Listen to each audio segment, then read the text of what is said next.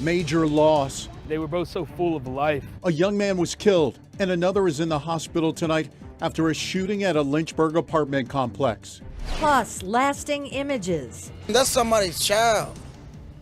Like, What neighbors saw last night at that apartment complex that has them still reeling. This evening, we're tracking storms. I'll also let you know how rain could be impacting your weekend. You're watching ABC 13, news coverage you can count on. This is ABC 13 News at 5. We are following a major story for you tonight in the ABC 13 newsroom. An EC Glass football player is dead and another injured after a shooting at a nearby apartment complex. We have live team coverage to bring you the latest on this tragic incident. ABC 13's Danner Evans is heading up that coverage live from EC Glass tonight. Let's get to you, Danner, first. Well, Mark, Noreen, I come to you from the campus of EC Glass tonight with a very heavy heart after gun violence has hit our community. Now, while it happened at an apartment complex nearby, it didn't happen here at Glass. It is certainly reverberating through the halls here at EC Glass today because those two young men that were shot were students here. They were athletes, they were shining stars, and they were days away from graduating here at EC Glass High School. Many wondering tonight, why did this have to happen? ABC 13's Carrie Beal is live from the scene of the shooting at the Meadows apartment. And Carrie, there is a vigil going on there right now. Yeah, Danner, that vigil is getting right underway. Right behind me here, you can see a couple of people gathering. They are holding hands. Looks like they're about to say a prayer. Neighbors here tell me it's hard to even talk about this shooting because some people here, they actually saw the two teenagers laying down after the shooting happened, and it was something that was very tough to take in. Lynchburg police say the shooting happened right behind me, right behind this building around 7:30 last night. They say 18-year-old Drayon Browley was killed and a second 18-year-old victim was taken to the hospital. He is the number 13 football player that you see there. That's Drayon. Friends and neighbors tell me the second victim is Justin Barnett, who friends call JB. Police say he is listed in critical but stable condition. Neighbors tell me they just can't believe what happened right before their eyes. when I went back there and seen him, you know, he was laying there in the dirt, and the other guy was laying on the sidewalk. Little kids looking out the window like there's a little 5-year-old. That's not something for little kids to even see, man. Police say they were able to take a juvenile suspect into custody within hours of the shooting. The Lynchburg Commonwealth's attorney says the juvenile is facing second-degree murder, among other charges. And coming up at 5:30, I'll explain the process that goes into determining if this juvenile will be charged as an adult. Reporting live in Lynchburg, Carrie Beal, ABC 13 News. We also want to let you know a little bit more about the victims here, Drayon and Justin, or JB. ABC 13's Whitney Burney spoke to some of their friends today. She joins us live in Lynchburg with more on what we're learning about them tonight. Whitney. Well, Danner, the students here at EC Glass say that this has been one of the toughest days they've had to face in a long time. Many of them were expecting to watch those two students graduate or graduate with them, and they say right now they just don't know what's next. Tonight at EC Glass High School, students' hearts are heavy. A lot of us were crying today. It's just devastating. This after two friends were shot on Yorktown Avenue Thursday night.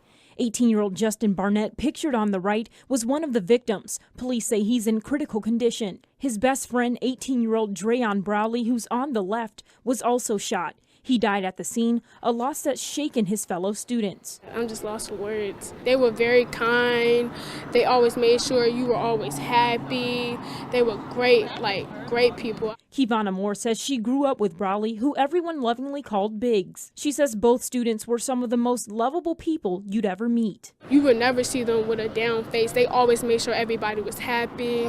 They always made sure they were just that great of a person. She says she hopes the violence ends now. I really wish that this didn't happen to you. You didn't deserve it at all. You were an amazing person and you made a great impact on everybody.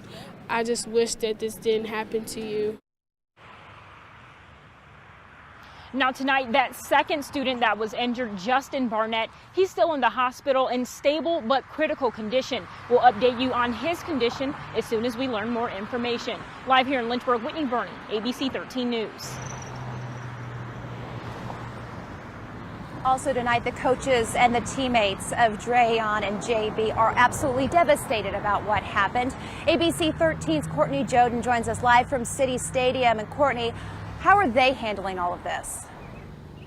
Danner, losing a friend is never easy, and senior Chaz Sweeney says he's going to cherish the memories he made with these two young men on and off this field here at City Stadium. Chaz says he had a brotherly bond with Drayon Browley and Justin Barnett. Drayon was known as Biggs and Justin is known as JB, like we've been telling you. Former coaches say the boys were good kids and great players on the field. Chaz says Biggs was always full of energy and would cheer on his fellow teammates. He says he can't believe this happened, and it's even more devastating that it happened right before their graduation. They had futures, they had bright ideas. I would talk to them, I would hang out with them outside of school, and we would discuss what we'd do in the future. And now there is no more future for one of these people that I had the honor to call my friends. Chaz says he's wishing JB a full recovery and praying for the Biggs family and his friends. Now, coming up at 6, hear from their coaches and mentors, and they'll tell you some stories about them, how they were on and off the field. Live here in Lynchburg, Courtney Joden, ABC 13 News. Now, we are still waiting to hear a lot more about this case from police. For instance, the motive behind this shooting. We're also waiting to hear an update on how Justin Barnett is doing tonight. So you want to download our ABC 13 News app right now so you're the first to get breaking news on this story as it happens. Then sign up for push alerts so you're the first to know. After one round of morning rain and some thunderstorms, we're waiting for additional showers and thunderstorms to develop this evening. Taking you to Roanoke where it's dry, but you can see some of the clouds bubbling up in the afternoon warmth.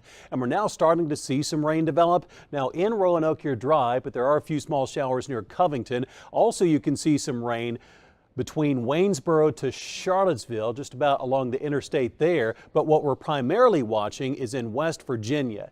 This is a cluster of showers and thunderstorms that is organizing, and this is going to head our direction, but it's going to take several hours for it to get here. So if you're heading out to dinner, I think you're going to be okay in most spots, but the closer we get toward, say, midnight, then we'll be tracking for that line of showers and thunderstorms to move in. So the next few hours, most of us are dry, and then by late evening into very early morning, scattered evening thunderstorms. Coming up a little later, I'll let you know how additional rain chances could impact your weekend.